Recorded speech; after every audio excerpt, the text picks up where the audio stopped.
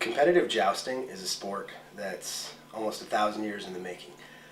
Jousting is where two riders would suit up in a suit of armor, similar to this, and they ride at each other with 12-foot long lances and try and knock the other guy off the horse. Jousting, like many of the other sports that we have around today, were used as training for war back in medieval times. And so when it was wartime, those same lances would have a spear tip on them, and you would just practice with blunted tips during peacetime. Competitive jousting today represents the original medieval train wreck, as it were. The original medieval demolition derby. There was nothing in its time that had the same force, the same impact. And people would come from all around in the surrounding counties when there was a joust. People would come from all over the world to compete in these jousts.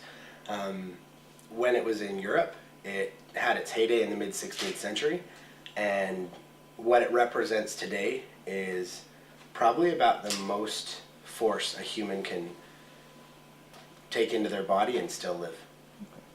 I was a blacksmith at Heritage Park for 3 years, and I got into jousting when someone wanted to fix a piece of their armor. And to do that, back in those days, you went to a blacksmith. You can't just go to any hardware store and pick up parts and pieces for a suit of armor. So I was like, so you do what? And you joust, and it's full contact, it's actually for real?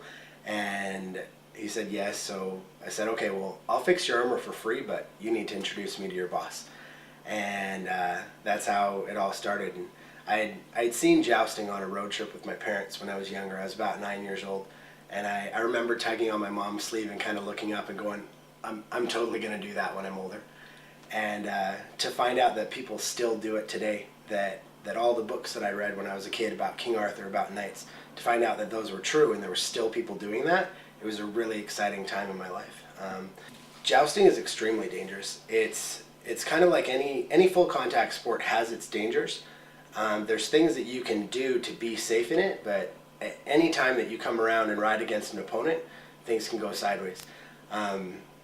In my life, in jousting, top to bottom, I've had more concussions than I can count or remember. That's kind of it's a bad one when you get looking at the concussion rate with everything.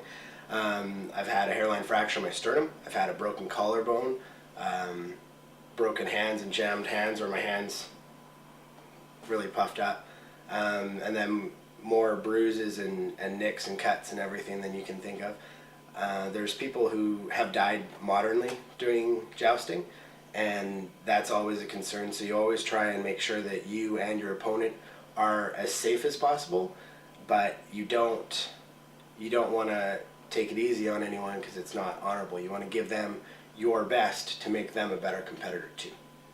Jousting competitions are won and lost on points. So in order for any points to count whatsoever, you need to hit within this target area here. This is called the graded grand guard. It ranges from about a foot, 9 inches to a foot tall, to about 12 inches wide, 12 to 14 inches wide. And your lance must be within this grid in order to count any points. If you simply hit the guy, but your lance doesn't break at all, you get 3 points. If you hit him in that target zone, your lance breaks, you get 5 points. If you hit him in the target zone and you knock him off his horse, you get 10 points. The match isn't automatically over though. There's a lot of times that I've been knocked off and I've gotten up, got back on, and then knocked the other guy off twice. So it's all on points. You can still remount your horse, and if you choose not to continue, then the other knight wins. So it's just getting back on and being tough and dusting yourself off and getting back up on the horse.